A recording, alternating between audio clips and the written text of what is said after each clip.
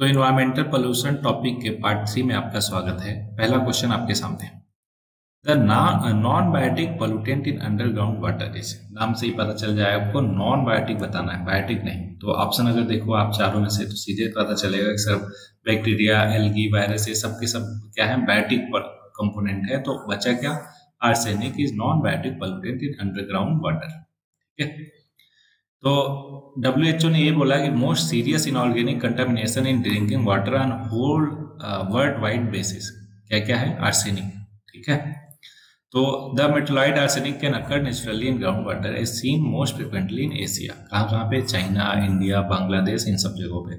Arsenic in ground water can also be present where there is mining operation, या फिर mine waste dump किया जाता है, वहां से जो आर्सेनिक है लीच कर जाता है। बैक्टीरिया, एल्गी और वायरसेस क्या है? Biotic component of the ecosystem है। नेक्स्ट क्वेश्चन है कि which one of the following rivers is called biological desert. Biological desert का मतलब उसमें कोई भी बायोलॉजी मतलब ऑर्गेनिज्म है ना, फिशेस वगैरह नहीं रहती। ऑन अकाउंट ऑफ पोल्यूटेंट मतलब उसमें फिशेस वगैरह एग्जिस्ट नहीं करती उतना लेवल पे जितना बाकी नदियों में करती है। तो करेक्ट जवाब है दामोदर रिवर ऑफ वेस्ट बंगाल, जिसको सौरव ऑफ वेस्ट बंगाल भी बोला जाता है ना। कहाँ पे फ्लो करती है? वो झारखंड और वेस्ट बंगाल में। राइज करती है पलामू हिल्स ऑफ छोटा नागपुर प्लेटू से, एलिवेशन ऑफ इतना इतना। Known as biological desert on account of its pollutant. इतना ज्यादा पोल्यूशन है उसमें, है ना, कि उसको क्या बोलते हैं? बायोलॉजिकल डेजर्ट बोलते हैं। कोई भी लाइफ एग्जिस्ट नहीं करती जैसे कि फिशेस या फिर other aquatic animal. It is one of the most polluted river in India. Pollution mainly due to mining और industrial activities going on in and around this region। Damodar river को Saurav of Bengal भी कहा जाता है, मैंने बता दिया क्यों, क्योंकि ये फ्रिक्वेंट फ्लड लाती है बंगाल में। जैसे कोसी लाती है बिहार में, वैसे ही दामोदर लाती है बंगाल में। नेक्स्ट है कि the combustion of coal, petrol and diesel etcetera is the basic source of, किसका सोर्स है ना? जब कंबशन होता है तो उससे वाटर पोल्यूशन होता है, लैंड पोल्यूशन या एयर पोल्यूशन या नॉइज पोल्यूशन। सही जवाब है उससे जो है एयर पोल्यूशन होता है। क्यों? क्योंकि इससे बहुत ज्यादा हार्मफुल गैसेस निकलती है जो कॉज करता है air pollution. Some of the pollutant emitted by the combustion of fossil fuel are क्या है? Carbon dioxide, carbon monoxide, sulphur dioxide, nitrogen के ऑक्साइड, ओजोन और सोट। ये सारे के सारे पोल्यूटेंट्स है जो इन सबको बर्न करने से निकलते हैं। क्या? कोल, पेट्रोलियम और डीजल को। This pollutant can have adverse effect on human health और क्लाइमेट और इकोसिस्टम। फोटोकेमिकल स्मॉग की बात करें तो एक टाइप ऑफ एयर पोल्यूशन है that occurs when sunlight react with the nitrogen oxide. क्या? सनलाइट जब रिएक्ट करता है nitrogen oxide and volatile organic compound, जिसको VOCs बोलेंगे, इन द एटमॉस्फेयर, तो क्या बनता है? फोटोकेमिकल स्मॉग बनता है। ठीक है। और formation of photochemical smog involve a complex series of chemical reaction that produces secondary pollutant जैसे कि ओजोन, एल्डिहाइड और परऑक्सी एसिटाइल नाइट्रेट, पैन जिसको बोलेंगे शॉर्ट फॉर्म। अब एक डिफरेंट स्टेजेस है जिसके थ्रू ये बनता है। पहला स्टेज ये है कि सनलाइट जो है वो डिसोसिएट कर देती है नाइट्रोजन डाइऑक्साइड को इनटू नाइट्रिक ऑक्साइड। देखो NO2 में वो कन्वर्ट कर देती है NO में। यहाँ से क्या निकला? एक ऑक्सीजन, और ऑक्सीजन नहीं, वो बस क्या निकला? एटम निकला, ऑक्सीजन एटम। ठीक है। तो ये वो क्या करेगा? ऑक्सीजन मॉलिक्यूल से रिएक्ट कर जाएगा और ये बना लेगा ओजोन। ठीक है। तो O2 किस में कन्वर्ट हो जाता है? O3 में। पहला स्टेज हो गया। किसमें से? डिसएसोसिएट कर दिया NO2 को NO में और O में, और वो रिएक्ट कर गया ओजोन ऑक्सीजन से और बन गया O3 ओजोन। फिर ओजोन रिएक्ट करता है nitric oxide to regenerate nitrogen dioxide, है ना, which can undergo further dissociation. The ozone also react with the VOCs to form hydroxyl radicals जो highly reactive है और can oxidize more VOCs and NO। Stage 3 में क्या होता है? Oxidation of VOCs and NO by hydroxyl radical, जो अभी stage 2 में प्रोड्यूस हुआ, leads to formation of various organic और इनऑर्गेनिक कंपाउंड जैसे कि aldehyde, ketone, organic acid, nitrate, PAN. सब के सब क्या है? सेकेंडरी पोल्यूटेंट है जो प्रोड्यूस होते हैं और इनका ब्राउनिश कलर होता है और हार्मफुल होते हैं। Effect of photochemical smog.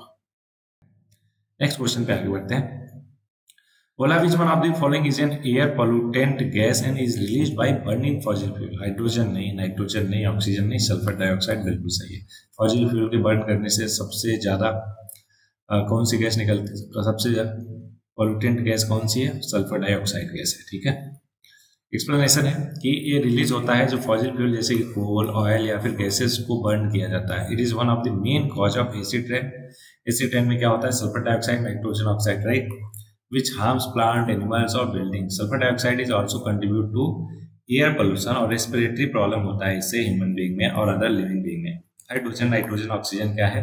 Not air pollutant है और not release by burning fossil fuel. Next question है कि which one of the following is not a water pollutant? क्या वाटर पोल्यूटेंट नहीं है? तो सल्फर डाइऑक्साइड अभी हमने देखा एयर पोल्यूटेंट है, वाटर पोल्यूटेंट नहीं है, तो करेक्ट जवाब ये हो जाएगा। ठीक है, वाटर पोल्यूटेंट क्या होते हैं? That make water surface unsafe for human use और disturb aquatic ecosystem. They can be classified into माफ कीजिएगा, फोर मेन कैटेगरी। कौन कौन सा? Pathogens, organic material, inorganic compound और मैक्रोस्कोपिक कंपाउंड। कौन कौन से क्या होते हैं, क्या समझते हैं? पैथोजेंस क्या है? माइक्रो ऑर्गेनिज्म है जो कॉज करते हैं डिजीजेज जैसे कि बैक्टीरिया, वायरस और protozoa. They can enter water body, कहाँ से? ह्यूमन या फिर एनिमल वेस्ट से, सीवेज से या फिर रनऑफ से। क्या? पैथोजेंस। वहीं पर ऑर्गेनिक मटेरियल की बात किया जाए तो आर कंपाउंड जो कंटेन करते हैं कार्बन एटम जैसे कि पेस्टिसाइड्स, फर्टिलाइजर, डिटर्जेंट और ऑयल, है ना। They can reduce the oxygen level in water और affect the growth and survival of aquatic organism. इनको क्या बोलेंगे? Organic materials. इनऑर्गेनिक कंपाउंड की बात किया जाए तो are substance that do not contain carbon atom जैसे कि मेटल, सॉल्ट्स, एसिड्स और bases. They can be toxic to aquatic animal and human at high concentration. Some example inorganic water pollutant का क्या है? Arsenic, mercury, lead, copper, zinc और nickel. वहीं पे microscopic pollutant की बात करें तो लार्ज और visible item that pollute water जैसे कि प्लास्टिक वेस्ट, वुड, मेटल और debris. They can block waterways, harm wild life और डिग्रेडेट करता है एस्थेटिक क्वालिटी ऑफ लाइफ को। तो ये चार टाइप के वाटर पोल्यूटेंट है, होपफुली आपको ध्यान में रहेगा।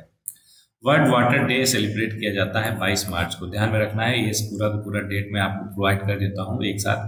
कि अर्थ डे 22 अप्रैल को, international day of biodiversity, biological diversity 22 मई, world environment day 5 June, ozone day 16 सितंबर और वर्ल्ड वाटर डे 22 मार्च को। ठीक है, ये सारे आपको टिप पे याद होने चाहिए।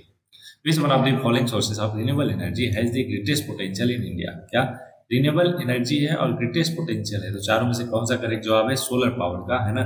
सबसे ज्यादा पोटेंशियल है हमारे इंडिया में। कितना? टू बी प्रिसाइज 749 गीगावाट का, है ना, जो कि हाईएस्ट है among all the renewable energy sources. और India fourth largest install capacity of solar power रखता है in world and has set an enhanced target of 500 gigawatt of non fossil fuel based energy by 2030। ठीक है, और bio बाकी तीनों का देख लेते हैं जो ऑप्शन में गिवन था। जैसे बायोमास पावर की बात किया जाए तो generation of electricity from organic matter, और लगभग इसकी कैपेसिटी कितनी है इंडिया में? पोटेंशियल कितना है? 17.5। वहीं पे स्मॉल हाइडल पावर का कितना है? 19.7। और एनर्जी रिकवरी फ्रॉम वेस्ट का है आउटकम 5 गीगावाट इन इंडिया। ठीक, नेक्स्ट क्वेश्चन है which of the following statement about radio active pollutant are correct? तो देखो ये कॉज करता है हेरिडेटरी चेंजेस इन एनिमल, बिल्कुल सही है। It causes disbalance among different mineral in the soil, नहीं ये तो ऐसा कुछ है होता नहीं। दूसरा गलत, दूसरा गलत तो देखो एलिमिनेट कर पाओगे क्या? नहीं, दो ही हो पाएगा। ठीक है, इट हिंडर्स ब्लड सर्कुलेशन, सही है। इट कॉजेज कार्सियोजेनेसिस, मतलब कैंसर कॉज करता है, एकदम सही है। तो 1, 3, 4 करेक्ट जवाब हो जाएगा, ऑप्शन हो जाएगा सी। ठीक है, एक्सप्लेनेशन देखते हैं। पहला करेक्ट है, पता ही है आपको। दूसरा इनकरेक्ट क्यों है वो देखते हैं। Radio active pollution does not affect the mineral composition of the soil directly, however it can affect the soil indirectly. कैसे? By harming the plants and micro organism that live in the soil. Radio active pollution can reduce the growth, reproduction, आपकी जगह survival of the plants microorganism which can affect the nutrient cycle और decomposition process in the soil, मतलब indirectly impact करता है, directly नहीं करता। और तीसरा सही है, क्यों? क्योंकि radio active pollution can affect the blood cells and organs of the living organism. कैसे? By damaging their DNA. सोच रहे हो डीएनए के लेवल पे हम डैमेज कर रहा है कौन? Radio active pollution. Pollution can cause anaemia, leukaemia, lymphoma और other blood disorder by affecting the production and function of the RBCs, white WBCs और प्लेटलेट्स। चौथा भी करेक्ट है कि कार्सियोजेनिक होता है, क्या कॉज करता है? कैंसर। क्यों डैमेज करता है? जब डीएनए को तो ऑब्वियस है कैंसर कॉज हो सकता है। अगला है the most toxic metal pollutant of the automobile exhaust. किसका बोल रहा? ऑटोमोबाइल एग्जॉस्ट का सबसे ज्यादा टॉक्सिक मेटल पोल्यूटेंट कौन सा है? तो वो करेक्ट जवाब है लेड है उसका सबसे ज्यादा टॉक्सिक, है ना। hazardous metal pollutant of automobile exhaust as it can cause serious health problem, जैसे कि डैमेज करता है आपके नर्वस सिस्टम, किडनी और अदर ऑर्गन्स को। Lead is a component of gasoline और was commonly use an anti knock. किसी question में मैंने बताया था आपको एंटी नॉक वाला, है ना, कि एडिटिव की तरह इस्तेमाल किया जाता है, लेकिन ड्यू टू इसकी toxicity lead has been phased out from the gasoline in many countries. Next है कि Bhopal gas tragedy was caused due to the leakage of, कौन सा गैस था, वो था मेथिल आइसोसाइनाइड। क्या था? Methyl isocyanide. तो ड्यू टू लीकेज ऑफ लगभग 45 ton of methyl isocyanide from an insecticide plant owned by the इतना इतना इतना, है ना। तो स्टोरी तो आपको पता ही है, अगर नहीं पता तो पढ़ सकते हो। नेक्स्ट क्वेश्चन है कि पॉल्यूटेंट और इफेक्ट्स। कार्बन मोनोऑक्साइड आपको पता है क्या करता है? डैमेज करता है ब्लड कैरिंग कैपेसिटी को, तो उसकी वजह से ब्रीदिंग में प्रॉब्लम होगी। तो ए का हो जाएगा 3, ठीक है। ऑक्साइड्स ऑफ नाइट्रोजन और सॉइल पार्टिकल और लेड। लेड का तो अभी हमने देखा किसको इम्पैक्ट करता है, बहुत सारी चीजों को इम्पैक्ट करता है, राइट। और तो लेड का हो जाएगा क्या? न्यूरोलॉजिकल प्रॉब्लम, जिसकी वजह से नर्वस सेंट्रल नर्वस सिस्टम को इम्पैक्ट करता है। तो इसका चौथा हो गया सॉइल पार्टिकल की वजह से दिक्कत आती है ब्रीदिंग में। हाँ, ब्रीदिंग में दिक्कत आती है, तो इसका तीसरा हो जाएगा। लेकिन हमने कार्बन मोनोऑक्साइड का नहीं, ये डैमेज करता है लिवर और किडनी को, तो 1 हो जाएगा। और ऑक्साइड ऑफ नाइट्रोजन क्या कॉज करता है? कैंसर कॉज करता है। तो 1 2 3 4 इसका करेक्ट मैच हो जाएगा, ठीक है। तो सारा कुछ पता ही है आपको, कई बार देख चुके हैं, तो इसलिए आगे बढ़ जाएंगे। They can also enter the lungs और cause inflammation cause soil particles. Lead की बात करें तो हैवी मेटल है जो can accumulate in the body and affect various system, और न्यूरोलॉजिकल प्रॉब्लम होती है इसकी वजह से। नेक्स्ट है the tree useful for prevention of dust particle. अभी मैंने बताया था किसी क्वेश्चन में कि सीता अशोक का ये जो ट्री है ना, ये क्या करता है? हेल्प करता है डस्ट पोल्यूशन को प्रिवेंट करने में। कैसे? It is a native tree of India और south east Asia. It is a fast growing tree with dense foliage which help to trap dust particle. Leaves of the Sita Asoka are also covered with a sticky substance जो help करता है bind dust particle को। इस तरीके से सीता अशोक का Ashok tree जो है in areas prone to dust pollution can contribute to improving the air quality. Polythene bags can't be destroyed because they are made of, पता है सभी को, पॉलीमर्स है ना, बहुत सारे मोनोमर्स मिलकर पॉलीमर्स बना लेते हैं। और पॉलीएथाइलिन जो है वो होता है क्या? एक पॉलीमर, ठीक है, जिससे बनता है, इस वजह से उसको डिस्ट्रॉय जल्दी नहीं कर सकते। Which is a type of polymer. Polymer एक लार्ज मॉलिक्यूल जो consist of many repeating unit, जिसको मोनोमर्स बोलते हैं। पॉलीएथाइलिन एक made from monomers ethylene which is derive from natural gas और petroleum. Polyethylene bags can't be destroyed easily because they are not biodegradable. इसका मतलब ये हुआ कि they do not decompose naturally by the action of micro organism. They can only be destroyed by the burning, which releases harmful gases into the environment. Therefore, polythene bags are harmful for the environment और should be avoided, या फिर recycle कर देना चाहिए उनका। अगला है water body having high BOT. Indicate करता है कि इस वाटर में रिसीविंग मिनरल्स नहीं, बीइंग एरिटेटेड नहीं, बीइंग कॉन्टेमिनेटेड बाय सीवेज। बिल्कुल सही जवाब है। देखो कोई भी वाटर बॉडी है ना, जब वहाँ पे बीओटी बढ़ जाता है, इसका मतलब वहाँ पे कॉन्टेमिनेशन बढ़ गया है, कि यहाँ पे जो अवेलेबल ऑक्सीजन था उसकी कमी हो गई, इसलिए उसका जो डिमांड है ना, बायोलॉजिकल ऑक्सीजन डिमांड, वो बढ़ गया। तो अगर कहीं पे बहुत ज्यादा पोल्यूशन होगा तो वहाँ का बीओटी क्या होगा? बहुत ही हाई होगा। बोलो एकदम क्लियर है क्या? ठीक है। तो बीओडी पता है बायोलॉजिकल ऑक्सीजन डिमांड है, मेजर करता है amount of dissolved oxygen that micro organism need to break down organic matter in water. High BOD level indicate करता है higher amount of organic pollution which is associated with sewage या फिर other form of contamination. Therefore a water body with high BOD level suggest that it is being contaminated likely by sewage या फिर other organic pollutants. Next है the highest chemical pollution is caused by the industrial effluents of.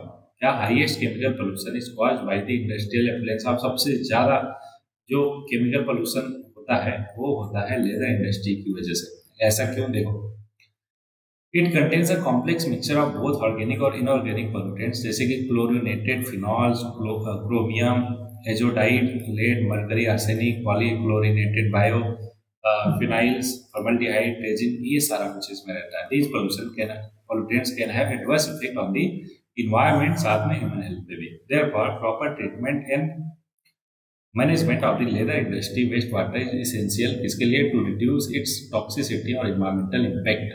तो इतने ही question थे इस पूरे lecture में। Hopefully आपको एक एक क्वेश्चन बहुत ही अच्छे से क्लियर होगा, ठीक है। तो आज के लिए 2 लाइन है कि there are 2 type of people who will tell you that you can't make a difference in this world. कौन कौन से लोग होते हैं ऐसे? Those who are afraid to try and those who are afraid you will succeed. देखो, अगर कोई आपको मना कर रहा है तो आइडेंटिफाई करो कि वो किस कैटेगरी में फॉल करता है।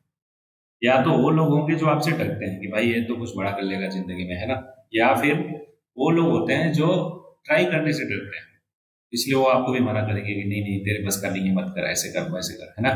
तो आपको आइडेंटिफाई करना है, और आइडेंटिफाई करके आपको पता है कि किस वजह से सामने वाला कह रहा, तो उससे आप बेहतर डिसीजन ले पाओगे। तो इन्हीं शब्दों के साथ इस लेक्चर में बस इतना ही। आइडेंटिफाई करते रहिए, पढ़ते रहिए और आगे बढ़ते रहिए।